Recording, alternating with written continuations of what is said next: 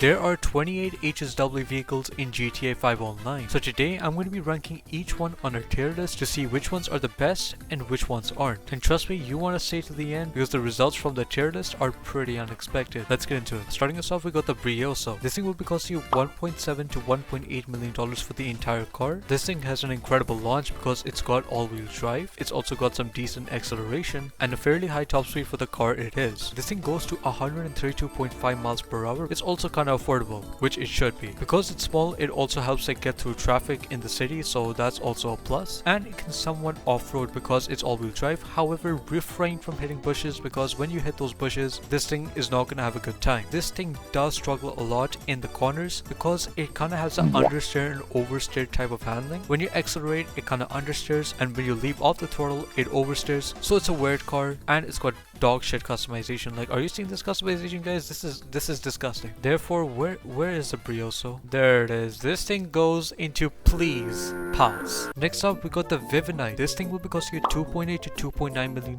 for the entire car, and this thing has pretty good handling, especially when you compare it to the Brioso RA. It's also all-wheel drive, so it can also be a good off-roader in that way, and it has big side doors that you can actually use to shoot out of with big guns, like for example the Combat MG Mark II. So if you want to use guns and do a lot of damage with them, this thing could be pretty useful in that way. However, this thing is also pretty interesting because first of all, it's a hybrid. Obviously, soccer mom cars should be a hybrid to save on fuel. Therefore, the acceleration is not the best even with HSW, and therefore the top speed is not even that high. It goes a whopping 128 miles per hour. Basically, any fast car without HSW can easily beat this thing, and it's got some very questionable customization. But to be honest, it's definitely a better car than the Brioso. Therefore, I'm gonna put it in please pass, but in front of the Brioso RA. Next up, we got the Euros X32. This thing will be costing you $3.2 to $3.3 million for the entire car. It's pretty fun to drive. This is mainly because this thing has amazing handling. It's also backed with very good acceleration, and the car can actually stop, which is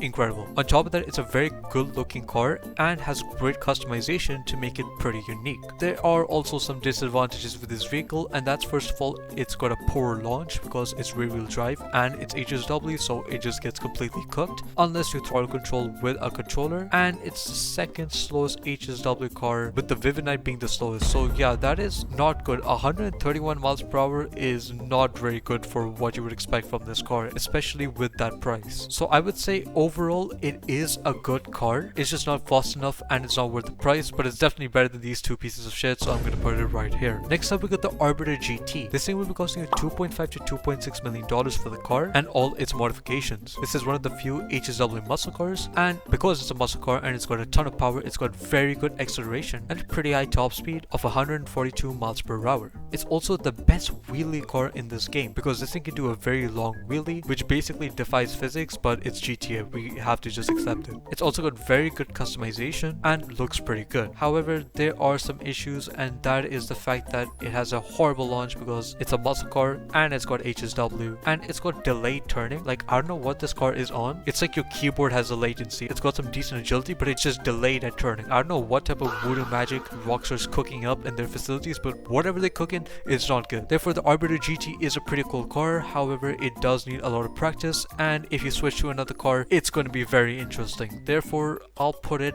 in front of the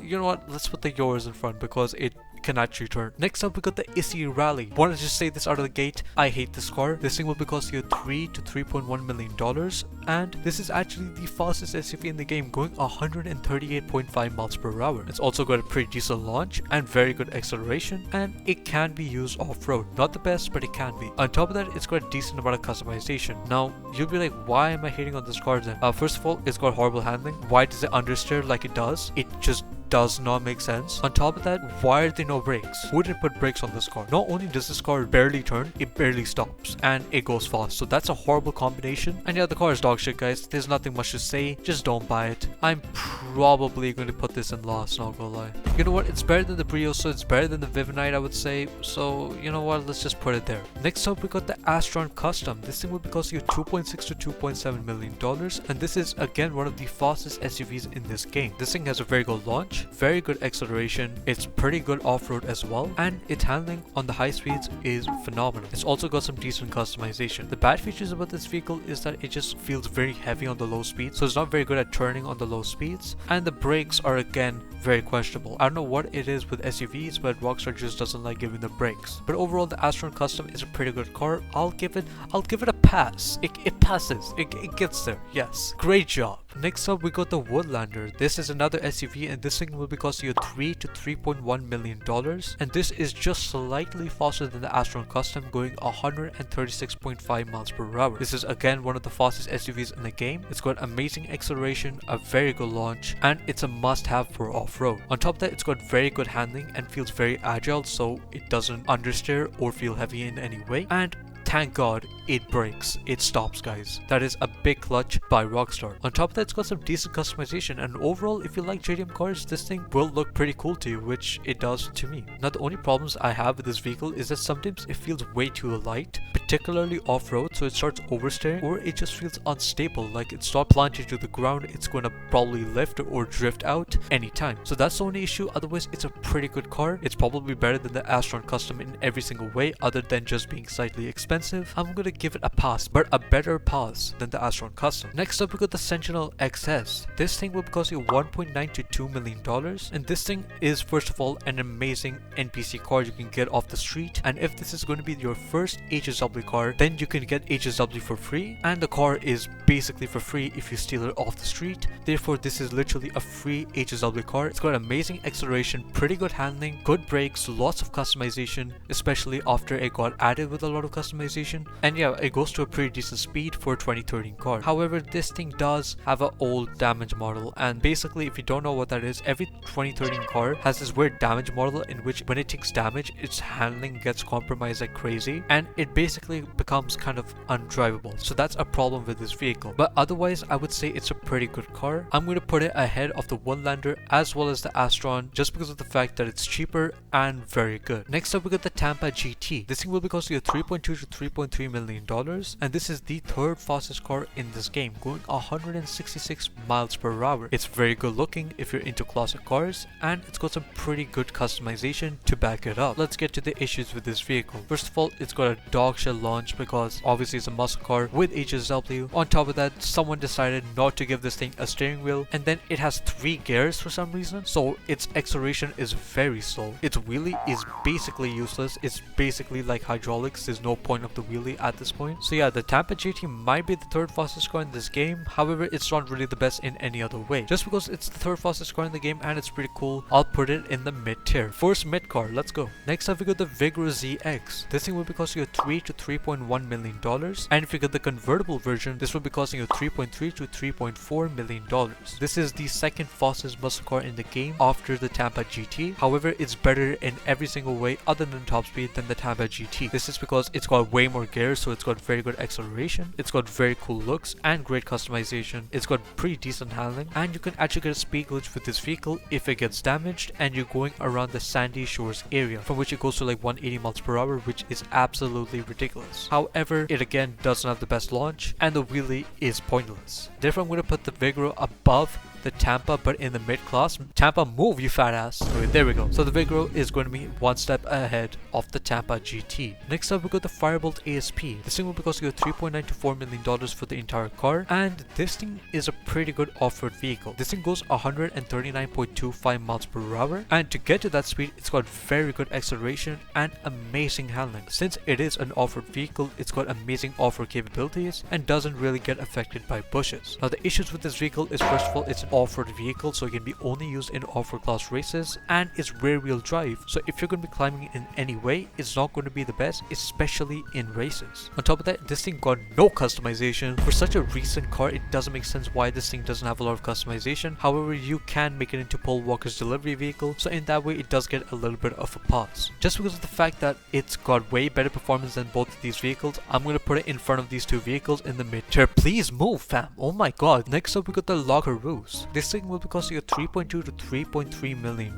and this thing goes 142.5 miles per hour, which is amazing for an electric car. It's got very good acceleration and amazing handling. It's also pretty good in the snow as well as off-road, and because it's so small and agile, it's very good at getting through traffic as well as again turning. However, the bad things about this vehicle is, first of all, it's not all-wheel drive, so it has a bad launch. It's got no ground clearance. It's a little shit at climbing. It's also kind of ugly, guys. We have to be honest, it's pretty ugly, and it has your grandma's stitched interior. I don't know what's going on in the interior, but something is going on, and your grandma was responsible for it. Therefore, I'm going to give it an edging mid because it's very good. It's just kind of ugly. Next up, we got the Banshee. This thing will be costing you $2 to $2.1 million, and this is an incredibly fast car going 152.75 miles per hour. This is again like the Sentinel XS, another 2013 car, and this again can be completely free if this is your first HSW car and you get it off the street for completely free. It's got a decent launch for a rear wheel drive car with HSW, great acceleration, and again a very high top speed. It's also got decent customization, not the best, but it's decent for a 2013 car. However, then we have some issues with this vehicle. This thing can struggle in very twisty hill roads because it doesn't have a lot of downforce. Therefore, you need a little bit of control. Therefore, you can't go super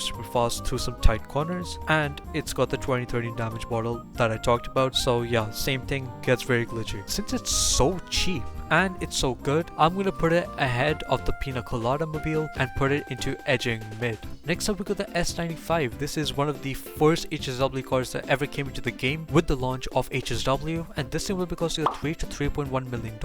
And again, this thing goes pretty fast, 156.5 miles per hour. This again has a pretty decent launch, very good acceleration. It's disgusting how fast this thing goes, and again a very high top speed. It's a very good looking car, got a lot of customization, and it's pretty agile and light. Therefore, it doesn't feel very heavy. Therefore, it's pretty good at getting out of tight scenarios. However, with the lightness and the more power this thing has, it does become very oversteery and can get slightly occasional. But if you don't count that, this thing is amazing. It has to be above the Banshee GTS, definitely edging mid. If you're finding this video useful, make sure to hit that like button as well as subscribe if you want to see more content like this, as well as push this video out to more people like you. Next up, we got the Sterling GT. This thing will cost you $2.4 to $2.5 million, and this again goes very fast, going 156.25 miles per hour. It's got a decent launch, very good acceleration, and a high top speed. It's also got very cool customization, not a lot but pretty cool, and overall the car is amazing. On top of that, it's a very good sounding car. It's probably the best sounding car in this game. Therefore, it makes it a very good cruise car as well as a traveling car for that reason, because you're going to be enjoying driving this car and it's going to be pretty fast to get around the map because it has HSW. However, the bad things about this vehicle is that it has low downforce and feels very heavy on the low speeds. Therefore, I'm going to put it just in front of the Banshee and behind the S95, because the S95 in my opinion feels a lot better and it's slightly faster, but this thing is definitely a cruise beast. Next up, we got the Cyclone 2. This thing will cost you $3.1 to $3.2 million,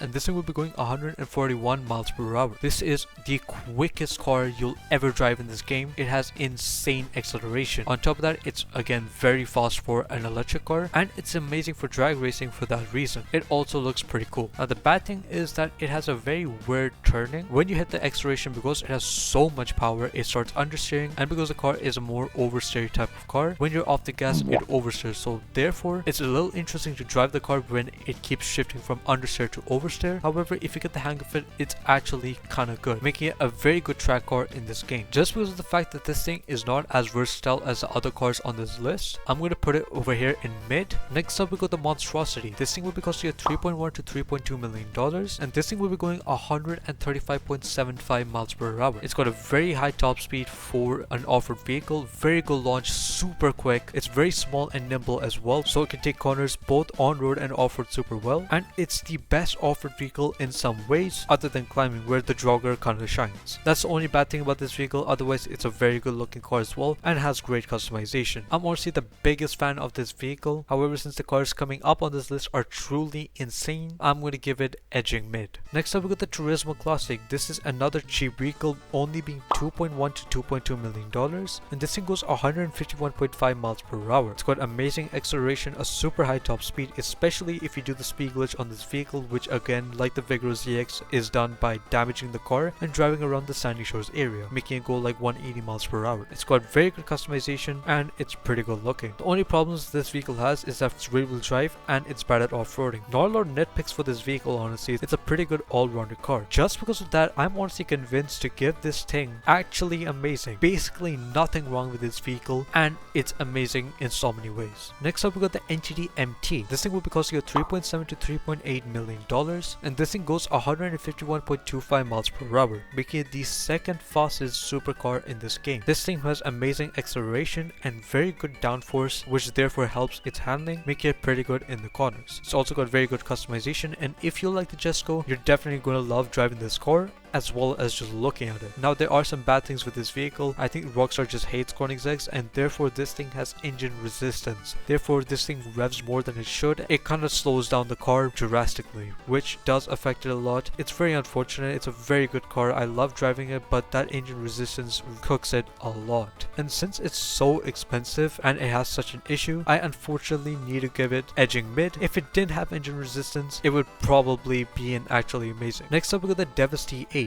This thing will be costing you $3.4 to $3.5 million and this thing goes 151 miles per hour, making it the third fastest supercar in this game. Again, this thing has amazing acceleration, lots of downforce and great handling like the NTD MT. However, of course, because it doesn't have that engine resistance, it's very good and gets to its top speed very fast. On top of that, it's surprisingly good off-road. It doesn't make sense. Rockstar is just weird, guys. It's confirmed, they're just weird. Now the bad things about this vehicle is that first of all, it's ugly as fuck. It's very ugly and its customization is mid. Since it's so ugly, I think it's going to be an edging mid, just in front of the Jesco, just because of the fact it doesn't have engine resistance. Next up we got the Buffalo EVX. This thing will be costing you $3.9 to $4 million without Imani Tech, and if you get all the Imani Tech on this vehicle, this thing will be costing you $4.6 to $4.7 million. This is one of the fastest electric cars in this game, going 144.75 miles per hour, backed with a very good launch and great acceleration. It's also got decent handling for an electric car, which is very good, and it does decently off-road as well. Now let's talk about the most important part, the Imani Tech. This thing has armor plating, a missile lock-on jammer, as well as slicks, which is insane. This is definitely the best electric car in this game. However, it does have some problems, and that's first of all, it feels slightly heavy. That's an electric car thing. Secondly, it has a pointless wheelie because of the HSW. And thirdly, unfortunately, if you have the slick mines, you cannot use this in time trials. The HSW one or the normal one, you can't use it. So that's a little unfortunate, but still, I feel like it's actually amazing. I'm going to put it at the top of the list. Next up we got the weaponized Ignis, another pretty good vehicle. This thing is pretty expensive though, $5.5 to $5.6 million. This thing goes 145 miles per hour, which isn't that impressive, especially from a supercar. However, this thing is all-wheel drive, so it's got very good acceleration as well as an amazing launch. Because it's all-wheel drive, again, it's good in all terrains like off-road, on the road, and even in, like, for example, the rain or the snow. Now since it's a weaponized Ignis, it has a missile lock-on jammer built in it, so you don't need to buy it. It literally just comes with it. It's also got bullet resistant windows, which take 15 shots from a gun to destroy. It's got slight amount of armor, being able to take one more shot from a heavy sniper rifle with explosive rounds, and it's got a crazy gun on the top. It does way too much damage in a few seconds. Now the bad thing about this is that the gun doesn't rotate that much, therefore you have to align yourself in a way, so that is a little annoying. On top of that, the armor is not really that useful, especially because you're barely getting shot by a sniper rifle MK2, especially in public sessions with oppressor mark 2s. Therefore this thing is truly amazing. Could have been better in some ways in terms of being a weaponized vehicle. However, it is great. I think it has to be in first for now. Next up we got the Banshee GTS. This thing will be costing you $4.4 to $4.5 million,